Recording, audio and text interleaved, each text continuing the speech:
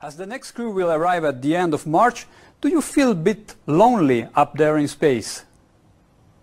You know, it was sad. And what comes after the International Space Station once its mission is over? How do we ensure the presence of humans in space?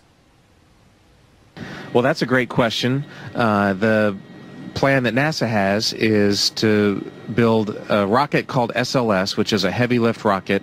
It's something that is much bigger than what we have today, and it will be able to launch the Orion capsule with humans on board, as well as landers or other components to destinations beyond Earth orbit. Right now, we only can fly in Earth orbit.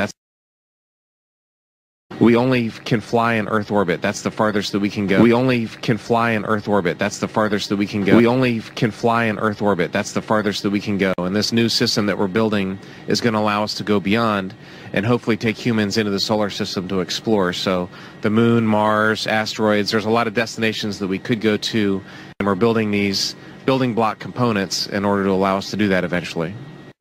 My name is Kelly Smith, and I work on navigation and guidance for Orion. Orion is NASA's next-generation spacecraft. Built with versatility in mind, it can take astronauts deeper into space than we've ever gone before, to an asteroid or even onto Mars. For these missions, Orion has to be one tough spacecraft, withstanding high speeds, searing temperatures, and extreme radiation. Before we can send astronauts into space on Orion, through the Van Allen belts, an area of dangerous radiation. Naturally, we have to pass through this danger zone twice, once up and once back. But Orion has protection.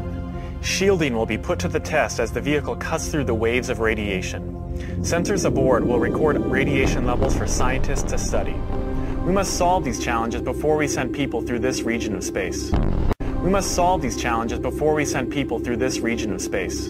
We must solve these challenges before we send people through this region of space.